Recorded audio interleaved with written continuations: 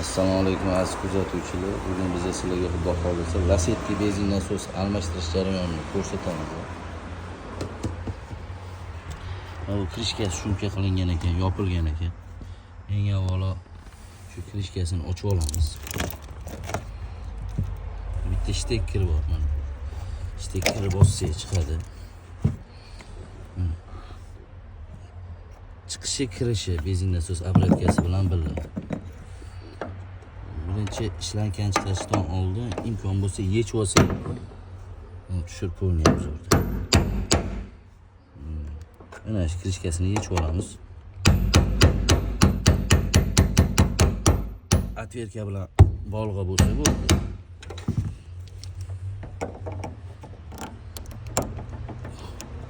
Stopperi bor, bosiladigan mana bu chetida. Bitta dona atverkada bossanglar ham bo'ladi. Mana shu stopperi.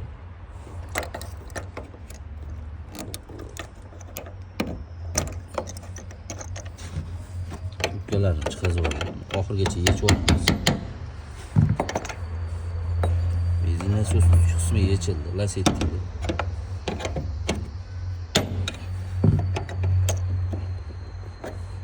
Shu ustidagi temirni chiqarib olamiz.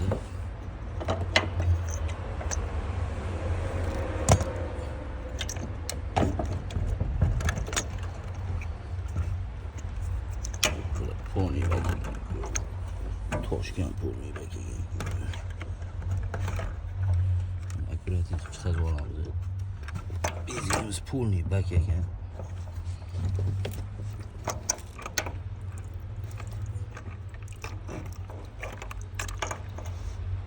Benzin nasosimiz. Obodbek. Mana bu Lasetti mashinasining zbori benzin nasosi. Ko'rishinglar mumkin. Bunda mana datchigi, paplogi, qizil chirog'i, ya'ni o'zbek xalq tilida aytgan. Eng avvalo mana shu tepa krishka tomonini chiqarib qo'yamiz. Mana shu tekkerni chiqarib olamiz.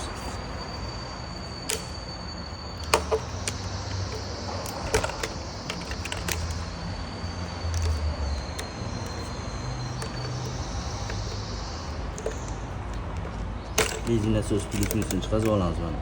Datchini stekerlarni chiqarib oldik. Mana bu yerda o'z oyoqchalari bor, plasmas. Ularni ko'tarib ochib chiqamiz.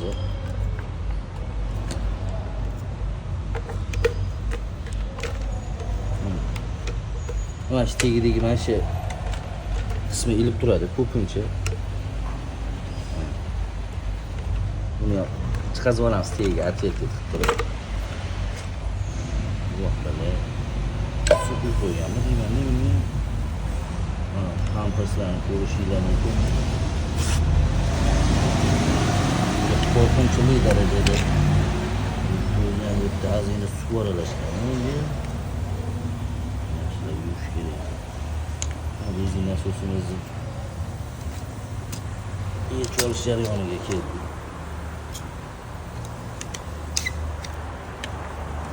Mana bu benzin nasosimiz.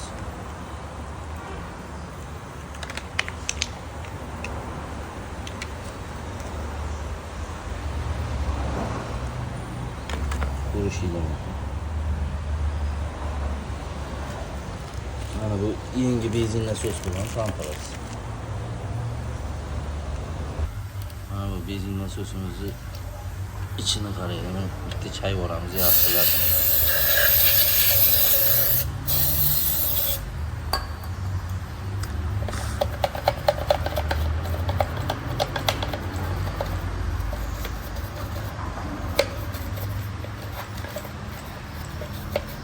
Eski benzin nasos bo'lgani uchun uning ichini tozalayapmiz.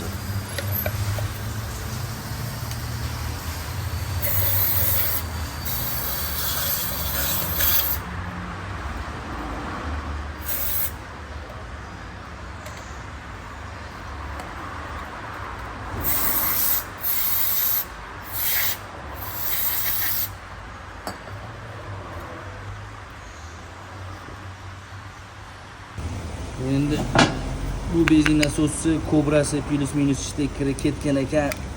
Bularni ham xudo xolisa yangi qo'yib yuboramiz.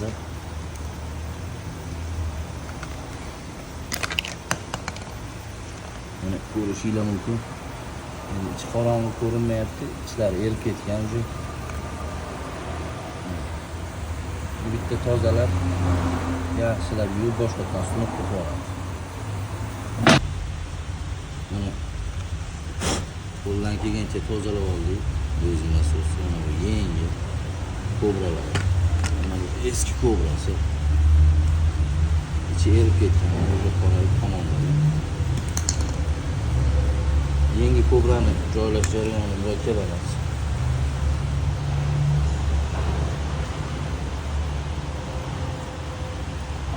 Rezinkani qo'yib olamiz. Ketiga kobrani tutamiz. Yaxshilab kuch bilan bosib, tiqqa tushadi. Bizda almashtirish kerak bo'lgan narsa plus minus shtekeri. Bu plus minus shtekeri ham yonib ketibdi, уже tamom bo'ldi. Shuning uchun mana shu yerda qora plastmassasi bor.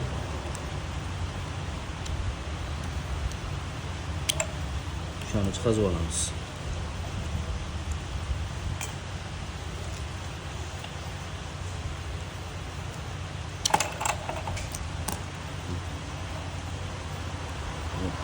Birinchisi plus, ikkinchisi minus.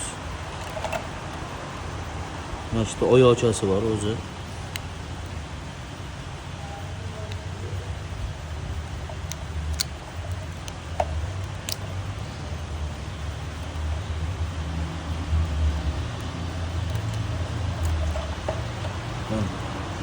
Ko'rishinglar mumkin. Qanaqangi ahvolda charchagan.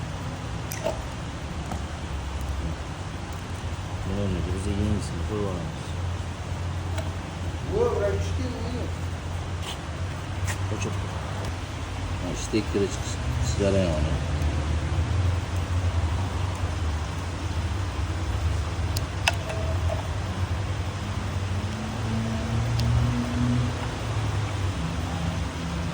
Shtekeri joyiga tiqib oldik. Mana xuddi shu qora plastmassasini o'z joyiga kiydirib olamiz.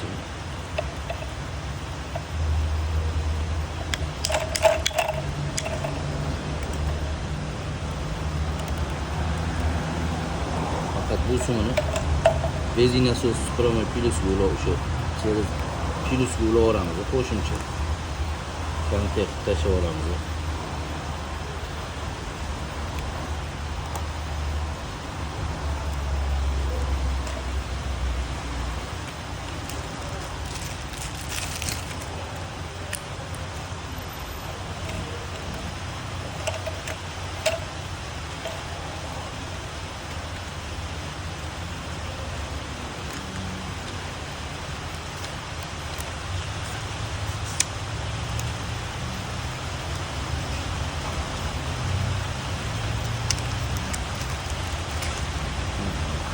Eski pamperslarda shunaqangi nagar bo'lib ketdi, loy bo'lib ketdi.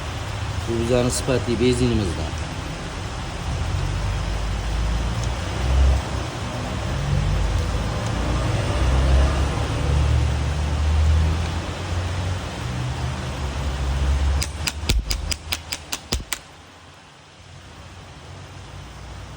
Benzin nasos pamperslarimizni joylashtirib oldik.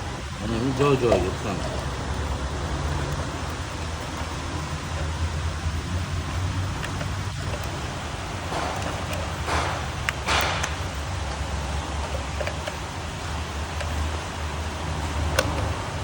Mana xuddi shu ko'targan plastmassa oyoqchalarimizga hammasiga o'tkazib chiqamiz.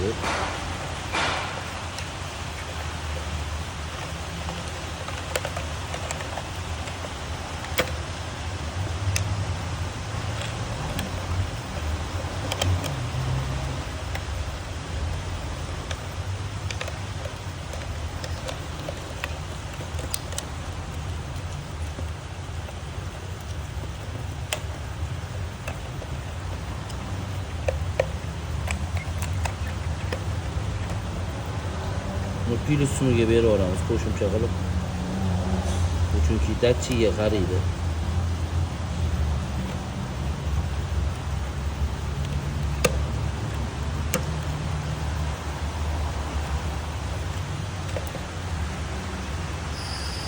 Benzin nasosi xomutini qotiramiz.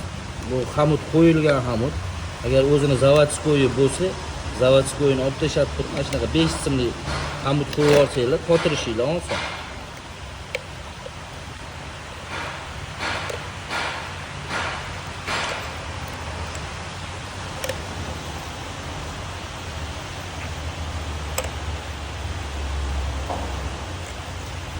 Benzin nasosi anachasini yig'ib bo'ldi. Bu plyusimiz ishlaydi. Xudo xolasa 4 ishlaydi. Shular zo'r. Mana benzin nasosimiz tayyor bo'ldi. Buni xuddi o'sha joyga qo'yib xotirib olsak bo'ldi. Videolarimiz kimga manfaatli bo'lgan bo'lsa, biz bundan juda xursandmiz. Podpiska va laykni ayamaysizlar degan umiddamiz.